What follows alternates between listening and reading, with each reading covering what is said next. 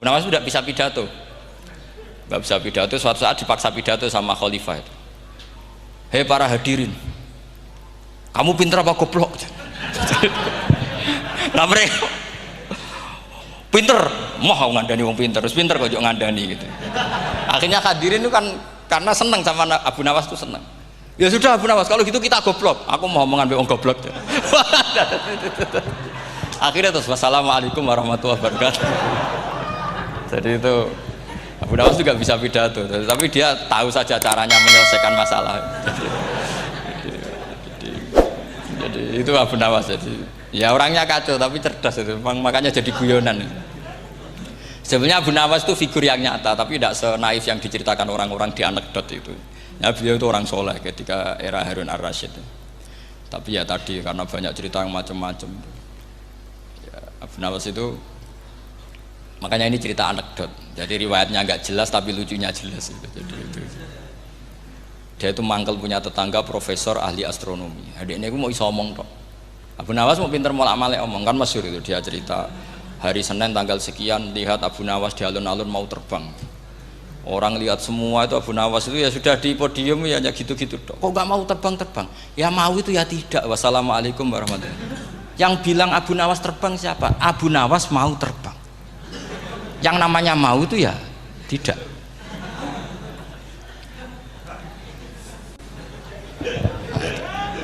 Pernah dia itu lomba sama Harun ar-Rasyid, siapa paling banyak pengunjung rumahnya di alun-alun.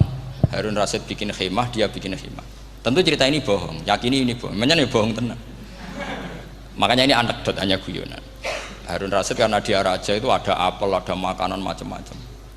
Ya tentu pengunjungnya banyak. Batas akhir itu penilaian jam 12 malam. Abu Nawas tenang, satu pun nggak ada pengunjung, nggak ada makanan, nggak ada apa. Pas jam 12 rumahnya dia, kemahnya dibakar. Orang ke dia semua. Tit menang dia karena jumlahnya. Bahkan Harun ar-Rasyid itu datang ke kemahnya dia. Karena lombanya kan pengumpulan massa terbanyak tit jam 12. Harun ar-Rasyid pikirannya, santri ya guys, sugoi jajan mesti teko, pikirannya gitu. Abu Nawas pikirannya beda, jenenge ana kebakaran pasti datang. Wis dihitung biaya khemah sama hadiahnya banyak hadiahnya. Yang ahli falak ini punya ilmu yang rasional, yang pinter sekali. Dia ilmuwan bahwa bumi itu bulat-bulat. Nah, saya lagi tren meyakini bumi flat nih, yo kacau nih. Gara-gara penjelasan sing sepihak. Ini wong nganggur. Lah wong ilmuwan kok sentimennya perkara wedi duit. Enggak boleh ilmuwan menyebut sentimen apa? Uang. Akhir bumi itu bulat-bulat. Jadi kalau Anda jalan ke timur terus nanti ke titik yang sama. Abu Nawas paham karena dia memang enggak ahli sains gitu. Suatu saat si profesor ini kemalingan, malingnya melayu ngetan. Terus minta tolong sama Abu Nawas, kejarlah maling itu. Kemana? Ke timur. Dia ngejar ke barat. Ditanya sama profesor, saya udah bilang larinya maling itu ke timur, kalau kejar ke barat nanti ketemu di titik yang sama. Akhirnya profesornya ngerti, oh ngenyek tuh. Jadi, nah khawatir saya nanti kalau santri-santri tidak pinter ilmu, terus pilihannya ilmu kayak Abu Nawas, jalan pintas tadi. Karena belajar falak jelimet, belajar faraid apa? Jelimet, ada aul, ada roh, terus semua ada masalah yang ruwet-ruwet terus. Akhirnya mau olah bicara. Ini musibah, inna lillahi wa inna ilaihi raji'un. Itu tidak boleh. Quran tidak mengajarkan itu. Quran tetap mengajarkan ilmu meskipun ada nilai seninya. Ya tadi nilai seni tadi misalnya Allah mencontohkan daraba wa masalah rajulan fihi syuraka. Terus kedua uniknya Quran itu begini. Setelah dipikir itu nyata-nyata lebih detail. Misalnya begini.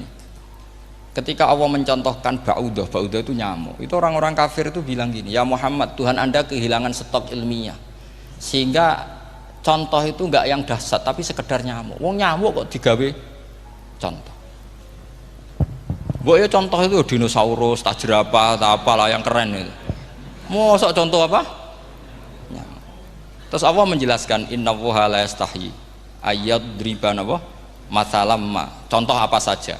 Apa saja itu ditafsiri ba'udatan fama faqah. Entah itu nyamuk, fama fauqaha, atau yang di atasnya nyamuk, maksudnya di atasnya itu fil killah atau fisighor, atau yang di atas nyamuk yang lebih kecil ketimbang nyamuk.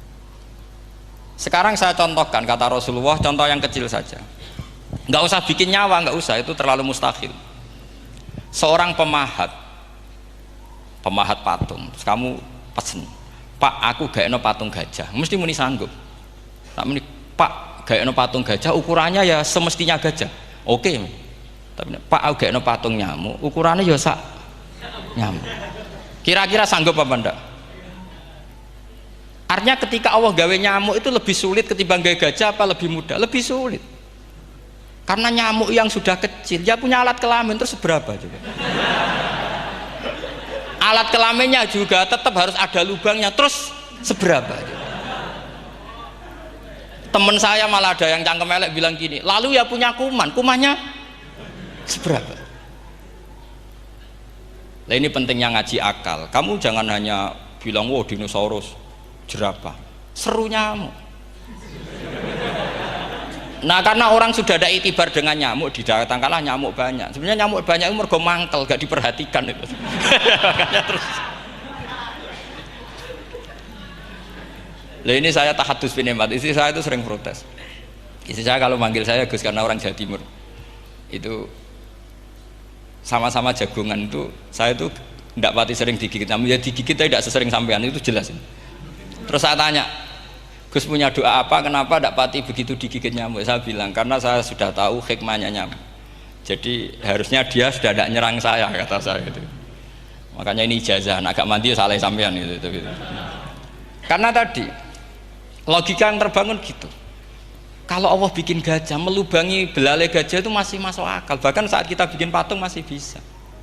Tapi kata tadi nyamuk itu sudah kecil, harus punya usus, harus punya alat kelamin, harus punya telur, telurnya juga detail lagi. Ini disebut innallaha la yastahyi ayyadriba mathalam ma ba'udah. Sehingga ba'udah di mata ahli tafsir, di mata ulama ini contoh yang luar biasa. Tapi di mata orang-orang yang nggak seneng mikir, kok terima nyamuk itu. Makanya saya minta kangkang di sini bisa makan itu harus syukur. Makan itu luar biasa. Saya itu sering nyontohkan di Jogja ini. Saya punya teman sakit, kalau nggak ada obat dari Belanda itu mati. Kalau ini nggak dapat obat bagus dari Belanda atau dari Jerman itu meninggal. Berapa bulan lagi matinya? 3 bulan. Kalau nggak sampai dapat obat mati 3 bulan. Oh masih mandi obat yang di Jogja, apa itu makan atau minum? Kalau orang nggak minum nggak sampai 3 bulan sudah mati. Boy orang itu mikir seperti itu. Tapi kita ini kalau obat dari Jerman, dari Belanda itu hebat. Kalau enggak kita mati sebulan lagi, 3 bulan lagi. Allah bikin obat pada kita tiap hari, yaitu kita bisa makan, bisa minum. Itu kalau sekali nggak makan 5 hari bisa mati sama. Tapi kita karena ngakan itu hal yang biasa, nak duit iso utang, terus dianggap biasa. Ini kalau ulama masalah besar. Punya otak seburuk itu masalah besar bagi ulama. Sehingga Allah tidak malu ketika ngendikan kulu wasrobu, tidak malu karena makan ini urgen, sangat penting. Dan Allah tidak malu meskipun Quran itu temanya kelas tinggi, biasa Allah ngitakan jong kowe kulu minta ibadi marusang nakum, kamu makanlah. Karena minum obat itu kebutuhan kita ketika sakit. Tapi kalau makan adalah kebutuhan kita sihatan wasukman, saat sakit maupun saat sehat. Nah, kalau Anda dengan kualitas ini, ketika Allah membicarakan makanan itu Anda akan respect sama Allah karena memang ini urgen betul. Tapi kalau Anda cara berpikir gini, hanya cari goro ibal ilmu yang aneh, yang seru, kamu baca ayat itu akan menjadi biasa-biasa saja. Dan itu masalah bagi mahabbah Anda pada Al-Quranul Karim. Ya saya kira demikian. Terus mangke saya pikir tidak etis ya, kan ini Jumat nanti sing biasa itikaf nanti terganggu. Nanti saya ada ke problem ya. Kalau ada tanya jawab ya saya mohon tadi ya, karena ini zaman akhir saya memang butuh sekali. Kenapa saya mau datang? Satu, hormat Kiai Hanan. Dua, saya memang ingin banyak mufassir lagi, jangan hanya lewat baca terjemah kemudian merasa menjadi ahli apa Quran atau ahli tafsir. Itu musibah besar itu masalah besar itu. Ya pokoknya saya mohon lah ya, setidaknya gitu. Misalnya orang kafir, kamu cari saja orang kafir, ternyata ada yang harbi, ada yang dhimmi, ada yang mu'ahad, ada yang mustakman. Lalu dalam tarikh ada kafir Yahudi, kafir Nasrani, kafir ahli kitab. Kalau di fikih ada kafir yang lahum kitabun, ada yang tidak lahum kitabun. Kalau yang lahum kitabun disebut ini kitabiah kholiso, yang tidak itu kan beda-beda di fikih. Boleh nikahnya ndak, khilu dzabihatihim atau tidak, itu kan detail sekali. Makanya saya mohon ini latihan detail. Oke, sampean tetap ngaji, sering khatam itu bagus karena mengumpulkan semua ilmu. Tapi sampean harus menganalisis secara apa? Saya dulu ngaji Mbah Mun Muslim ya kilatan. Tapi saya ngapalkan sama Gus Ibab. Gus Ibab putrane Mbah Mun, dulu muridnya Said Muhammad. Saya itu tak pelajari lagi di rumah. Tak analisis lagi setelah besar sampai sekarang karena ya itu beda. Kita selalu Rabbi zidni apa? Ilma. Misalnya begini contoh ya, contoh. Kita mungkin tahu maknanya ayat tertentu itu begini. Misalnya begini. Faqula lahu qaulal layyinal la'allahu yatadzakkaru aw yakhsha. Musa dan Harun, jika kamu datang ke Fir'aun, maka kalau ngomong, kalau dakwah itu qaulal layyinan, dengan dakwah yang halus. Nggih, qaulal layyinan. Ini bagi yang ekstremis harus baca dialek ini. Ini kisah nyata yang diceritakan Habib Zain bin Semit ketika ngarang Al-Manhajus Sawi. Juga diulang-ulang di beberapa kitab. Suatu saat ada ustadz, corong Jawa kemelinti, datang ke Harun Ar-Rasyid. Harun Ar-Rasyid ini Banil Abbas, termasuk zuriyahnya Abdullah bin Abbas. Karena Harun Ar-Rasyid sebagai khalifah tentu salahnya banyak, namanya pejabat pasti salahnya banyak. Meskipun kebaikannya juga banyak, tapi salahnya juga banyak. Kalau kita kan tidak pejabat, salahnya tidak banyak, tapi prestasinya juga tidak banyak. Ya kan, misalnya ada tamu Raja Salman, katanya hormat tamu wajib, kamu kan tidak bisa hormat. Karena dia juga tidak mau dihormati kita kan. Nah terus si ustadz tadi datang begini, saya itu masih hafal teksnya. Ya Amirul Mukminin, inni nasihun lak famusyaddidun alaika fala tajidanna ala nafsika fi nafsika aliyya syai'an. Saya ini mau nasihati Anda, tapi saya maaf sekali karena nasihat saya ini kasar sekali. Musyaddid itu kasar, keras. Fala tajidanna fi nafsika aliyya syai'an. Saya mohon jangan dimasukkan hati lah. Makanya terjemah bebasnya jangan masukkan hati. Katanya Harun Rasyid langsung marah. Uskut ya jahil, kamu itu ustadz bodoh. Kamu tidak boleh keras sama saya. Dia masih bantah, saya keras sama Anda karena Anda salahnya banyak. Terus apa kata Harun Ar-Rasyid? Inna wa ta'ala qad arsala man huwa khairum minka ila man huwa syarrum minni. Wa ma'adzalika qala ta'ala faqula lahu qaulal layyinan.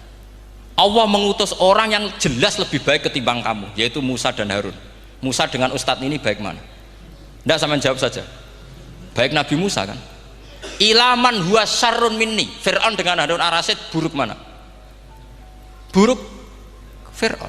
Itu saja masih dengan etika faqula lahu qaulal layyinan. Musa dan Harun kamu harus sopan. Tidak wae Fir'aun wajib sopan, tidak wae aku ora sopan. Nah ini sudah iktibar dari terjemah netral atau terjemah yang datar bahwa Allah ngutus Musa dan Harun ke Fir'aun dan Musa dan Harun diharuskan qaulal layyinan. Tapi menjadi energi mafhum yang luar biasa. Nak dakwai Fir'aun wae qaulan layyinan apa maneh dakwai padha-padha mukmin. Makanya kata Harun Rasyid, uskut ya jahil. Inna wa ta'ala qad arsala man huwa khairum minka ila man huwa syarrun minni. Wa ma'adzalika qala ta'ala faqula lahu qaulal layyin.